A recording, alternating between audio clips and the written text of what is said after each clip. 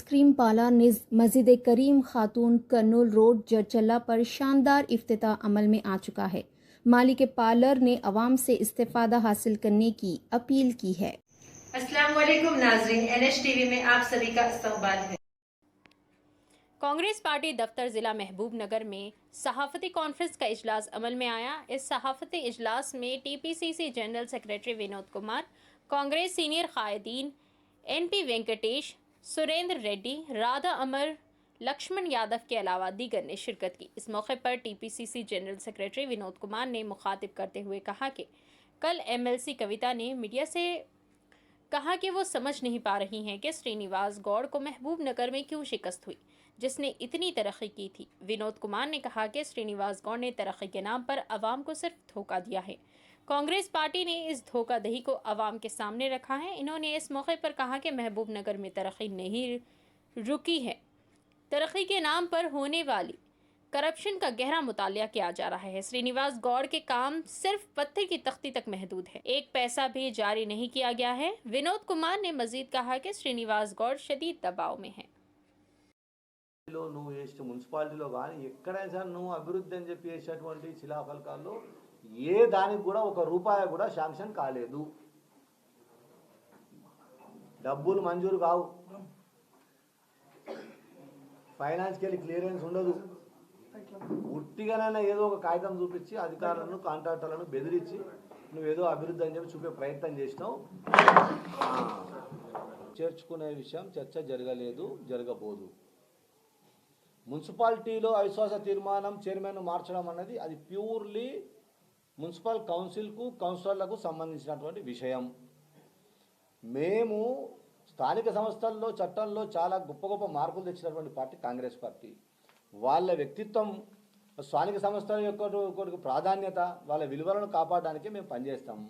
వాళ్ళు ఆత్మగౌరవం దెబ్బతినని చెప్పి కౌన్సిలర్లు కూడా మాకు అసలు గుర్తింపు లేదు, మా వార్డులో కూడా మేమేం చేయలేకపోయినాం. కనీసం ఈ ఒక్క నెక్స్ట్ ఎవరు గెలుస్తారు ఎవరు తర్వాత ఈ ఉన్న ఒక్క సంవత్సరమైనా మేము ఆత్మగౌరవంగా పనిచేస్తాం స్థానిక సంస్థలు అని చెప్పి కౌన్సిలర్లు అందరూ కలిసి ఒక పని చేస్తూ ఉన్నారు. వాళ్ళు దానికి ఒక నాయకునికి మిగతా కౌన్సిలర్ అందరూ మద్దతు ఇస్తూ ఉన్నారు. ఆ రకంగా అందరూ పోయి కలెక్టర్ గారికి ఇచ్చినారు. It is purely the issue was seized by the collector చేతిలో ఉంది, వారు నోడే వ్యవహారం. కానీ దానికి కాంగ్రెస్ పార్టీ ఆలం చేర్చుకుంటూ వీళ్ళు చేసుకుంటూ ఇవరంతా కూడా చెప్పుకుంటుంటే ఇప్పుడు చెప్తే కదా శ్రీనివాస్ గౌడ్ నేను పెద్ద నాయకుని నమ్ముతాడు కదా, నీ నాయకత్వం తెలుస్తుంది కదా, నీ కౌన్సిలర్లు మా కాళ్ళకాడ నిలబడరు, నీ కాలు మొక్కుతాం సార్ క్షమించని, అది నాయకత్వం.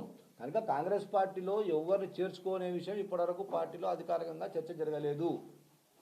కౌన్సిలర్లు మాత్రం చైర్మన్ మార్చాలనుకున్నారు. వాళ్ళు ప్రజాస్వామ్యబద్ధంగా మారిస్తే ప్రజాస్వామ్య హక్కులను పరిరక్షించే పార్టీగా కాంగ్రెస్ పార్టీ కూడా మద్దతు ఇస్తుంది. స్థానిక సంస్థల్లో వాళ్ళు చేసే ఆ ప్రయత్నానికి డెఫినెట్గా మేము కూడా మా కాంగ్రెస్ పార్టీ మద్దతు ఇస్తుంది. వాళ్ళ ఆత్మగౌరవం కొరకు వాళ్ళు ఏం చేసినా. అంతేగాని దీన్ని కాంగ్రెస్ పార్టీలో వాళ్ళని కలుపుకుంటాం వీళ్ళని, ఇవన్నీ కూడా ఇదంతా పెద్ద కుట్ర. ఆయననే చెప్తుండు కదా, నిన్నటి శ్రీనివాస్ గౌడ్ గారు కామెంట్స్ చూస్తే దీని వెనకాల ఇంకేదో నడుస్తుందని కూడా ఆశ్చర్యపడాల్సి వస్తుంది, మనం డౌట్ చేయాల్సి వస్తుంది. ఓకేనా మధు, ఎవరిని చేర్చుకో.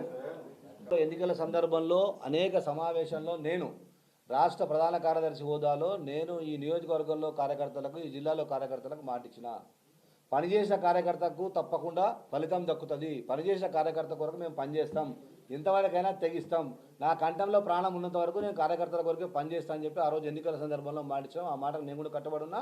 మా నాయకులు, ప్రియతమ నాయకులు, మహబూబ్నగర్ శాసనసభ్యులు, జడ్చర్ల శాసనసభ్యులు, దేవరికర ముగ్గురు కూడా అందుకే కట్టుబడి ఉన్నారు. కార్యకర్తలకు ఎక్కడ అన్యాయం జరగదు, ఇతర పార్టీల వాళ్ళని చేసుకోవాల్సిన చర్చ జరగలేదంటే మళ్ళీ దా ప్రశ్న ఉద్భవించదు కదా.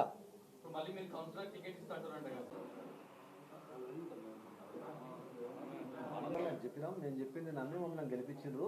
ఈమె ఎందుకు అంత ఆత్రము, నిన్న మొన్న అప్లికేషన్లు తీసుకున్నాము, డేటా ఎంట్రీ అవుతుంది. అదే కవితకి ఆమెకి ఎందుకు అంత ఆత్రము, డేటా ఎంట్రీ అవుతుంది. వాళ్ళ నాయన తెలంగాణలో విద్యుత్ ఉత్పత్తి చేసిన ఒక యూనిట్ విద్యుత్ ఉత్పత్తి చేయలే, కరెంటు కొనుగోలులో 100 కోట్లు 1000 కోట్ల కుంభకోణం చేసిండు. దానికి జవాబు చెప్పమను.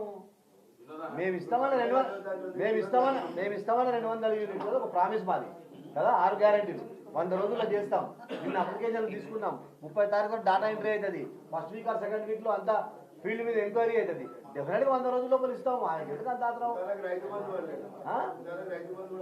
బంధు కూడా పడుతుంది. నిన్న మంత్రి గారు చెప్పారు కదా, ఇక్కడ ఆల్రెడీ పడ్డది, మిగతా కూడా స్టార్ట్. కరెంటు బిల్లు కట్టొద్దని చెప్పలే, 200 యూనిట్లు మేము తక్కువ మాఫ్ చేస్తామని చెప్పినాం, 200 యూనిట్ల డబ్బు ప్రభుత్వం భరిస్తామని చెప్పినాము. అది ఎప్పటి 100 రోజుల లోపల మేము చేస్తామని చెప్పినాం కదా. ఎప్పటి నుంచి మీరు విద్యులు తప్పు ఏదైతే కాంట్రాక్ట్ బేసిస్ లో ఆయా డిపార్ట్మెంట్ లో పెట్టుకున్న వాళ్ళంతా అంటే వాళ్ళ అర్హత లేని వాళ్ళు పెట్టుకున్నారు. వాళ్ళ హెచ్ఓడీలకు మీరు ఏం చెప్తున్నారు? తీసేయమంటారా, కొనసాగించమంటారా? ఇప్పటికి వాళ్ళ నుంచి ఏదైతే రాష్ట్ర సమావేశం అది పార్టీ పరంగా తీసుకునే నిర్ణయం కాదు, పార్టీ పరంగా చెప్పే అంశం కాదు. అది ప్రభుత్వ పరంగా ఏమన్నాడు? ఏదైతే మొత్తం సంబంధించిన డాటా ఉందో అవన్నీ ఎంక్వైరీ అయితే అవును కూడా అట్లా అనొచ్చు కదా. మీరు ఆటోమేటిక్ గా కొన్ని డిపార్ట్మెంట్లలో మీకు బాగా తెలుసు. 3-4 డిపార్ట్మెంట్లు వెంకటేష్ అని చెప్పినట్టుగా కొంతమంది ఆడ జీతం తీసుకొని వెనక తిరుగుతారు. అసలు వాళ్ళు అందరూ పారిపోయారు. మీరు ఒకసారి చెక్ చేసుకోండి, ఎవరు లేరాడా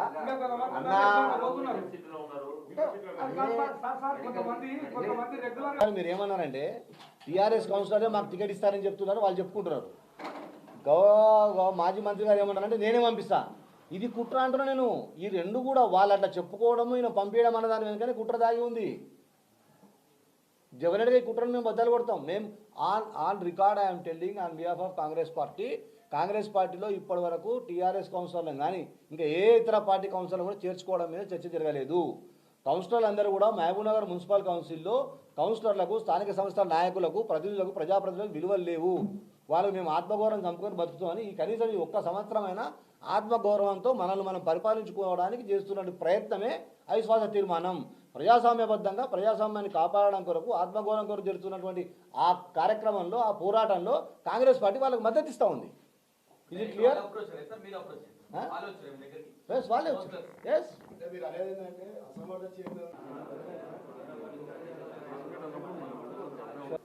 ఆ రకంగా అభివృద్ధి పేరు మీద నువ్వు చేసిన మోసాలు అవి బయటపడతాయని చెప్పి ఉల్టా మా మీద అభివృద్ధి ఆపకండి అసలు అభివృద్ధి జరగకపోతే ఆపేది.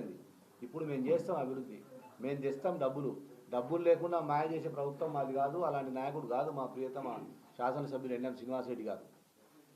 కనుక నిన్నగాక మొన్న ఓడిపోయి ఇంకా నెల దాటకముందే మరి అధికారం యొక్క ఈ కళ్ళకు నెత్తికెక్కినే కదా, అది పోవడానికి కొంత టైం బట్టి ఆ కన్ఫ్యూజన్లో తట్టుకోలేక పిచ్చి పిచ్చి మాటలు మాట్లాడుతున్నారు శ్రీనివాస్ గౌడ్ గారు. కొంచెం సంయమనం పాటించండి. 100 రోజుల తర్వాత మాట్లాడదాము ఈ 6 గ్యారెంటీల మీద. 1 year తర్వాత మాట్లాడదాం మీ అవినీతి మీద. ఎట్లెట్ల ప్రూఫ్స్ వస్తాయి, ఎట్లెట్ల ఏమేమి వస్తాయి, అన్నీ వస్తాయి. కనుక అనవసరం. తర్వాత ఏమంటాడు, ఆయన ఉన్నప్పుడు అంట రోజుకు 10-20 అంబులెన్సులు తిరుగుతున్నాయంట, ఇప్పుడు తిరుగుతలేవంట. అంటే దాని అర్థం ఏంది? కొంచెం కామన్ సెన్స్ ఉందండి. అంబులెన్స్లు ఎప్పుడు తిరుగుతాయి? ప్రమాదం అయితే, ఆరోగ్యం బాగాలేకపోతే హూటాహూటిని ఒక పేషెంట్ తీసుకోకపోయినా తిరుగుతాయి. ఇప్పుడు తిరుగుతలేవంటే యాక్సిడెంట్లు అయితే లేవు, ప్రమాదాలు లేవు, హూటాహూటి ప్రజలందరూ ఆరోగ్యంగా ఉన్నారు, మనశ్శాంతిగా ఉన్నారు, తృప్తిగా ఉన్నారు, ఆనందంగా ఉన్నారు. అంబులెన్స్లకు పని లేదు. అది కూడా బాధనా? మా కౌన్సిలర్ గారు ఆనంద్ గౌడ్ గారు మాట్లాడుతూ చెప్పి ఒక ఇంటర్వ్యూలో చెప్పారు. ఆయనకంట ఎంతమందికి బల్ల తీయాలి ఊర్లో అంటే 5 మంది బల్ల. అంటే 5 మంది అలా ఒక 10 మంది అంటే పోయి హాస్పిటల్ పోయి ఫోటో దిగి వస్తున్నా అంటున్నా అని చెప్పి ఆయన దగ్గర సంచారం చేసి 10 ఏళ్ళు ఆయనే చెప్పిడుగా. ఈ బాధ ఉన్నట్టుంది. అరే అంబులెన్స్ हमारे चैनल को लाइक कीजिए, शेयर कीजिए और सब्सक्राइब करना ना भूलिए।